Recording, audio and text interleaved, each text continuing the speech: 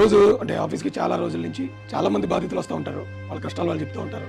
ఏదైనా మా చేతనైనంత వరకు వాళ్ళ తరపున పోరాడతాం. ఈ రోజు ఒక ఒంటరి మహిళ మాసన్ మీడియా ఆఫీస్ రావడం జరిగింది. ఆవిడ బాధ చూసిన తర్వాత ఆ బాధని ప్రపంచానికి కూడా తెలియజేయాలనిపించిందండి. పెద్దపాలెం గ్రామంలో ఈ చిన్న బడ్డీ కూడా పెట్టుకుని ఆవిడ బ్రతుకుతుందండి. భర్త లేడు, ఒంటరి మహిళ, తండ్రి కూడా మొన్నే చనిపోయాడు. ఈ చిన్న ఆధారంతో ఆమె ఆ కుటుంబాన్ని పోషించుకుంటూ ఉంటే ఈ ప్రభుత్వానికి, ఈ అధికారులకి ఈవిడికి ఉన్న ఈ ఉపాధిని దూరం చేసేయాలనే ఆ సిన్సియారిటీ కేవలం ఈవిడి విషయంలో వచ్చిందటండి. మొత్తం ఉన్న పళంగా షాప్ మొత్తాన్ని ధ్వంసం చేసి, షాప్ మొత్తాన్ని లాగేసి ఆల్మోస్ట్ రోడ్డుకి లాగేశారండి. మొత్తం దగ్గరుండి అధికారులు, పోలీసులు కూడా వచ్చారు.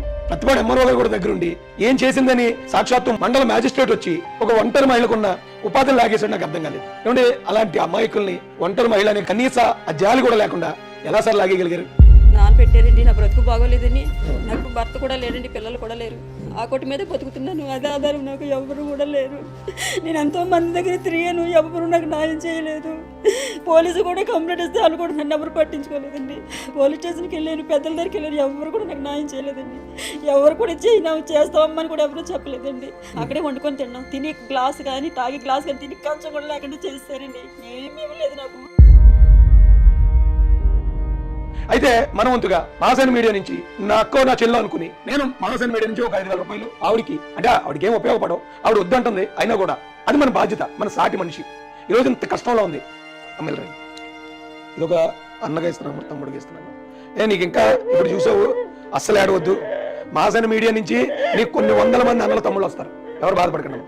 లేక లేక లేక లేక ఏడవ ఏడ ఏడ లేక రండి ఏడవ. ఈ మాసన్ మీడియాలో ఈ వీడియో చూసిన ప్రతి ఒక్కరు ఆవిడికి సంబంధించిన అకౌంట్ నెంబర్ కి మనం, అంటే ఆవిడకి తోడ్పాటు ఇవ్వడం అంతే. అవకాశం ఉన్న ప్రతి ఒక్కరు స్పందించండి. ఇది మనిషిగా మన బాధ్యత. చాలా మంచి పని అనే. నేను ఇప్పుడే 500 పంపిస్తాను. 200, 1000 రూపీస్, 500 పంపనన్నా. 200, 100 రూపీస్, 200, 100, 500, 500 పంపిస్తా. 2000 పంపించాడట.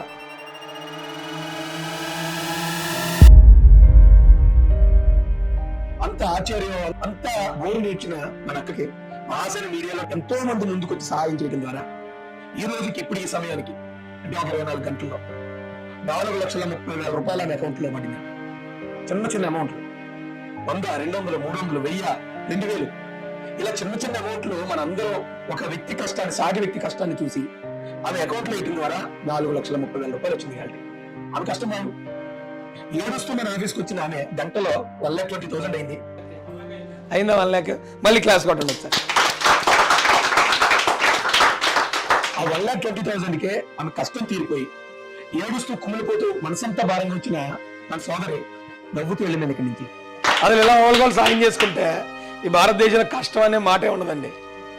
చిన్న చిన్న అమౌంట్లే ఈ రోజున ఒక మన సోదరి జీవితాన్ని నిలబెట్టేసి, ఒక బాధలో ఉన్న వ్యక్తిని నవ్వించటం, ఆ వ్యక్తి మోములో చిరునవ్వు చూడడం మా మనసుకి నిజంగా ఎంతో సాటిస్ఫాక్షన్ ఇచ్చిందండి నాకు.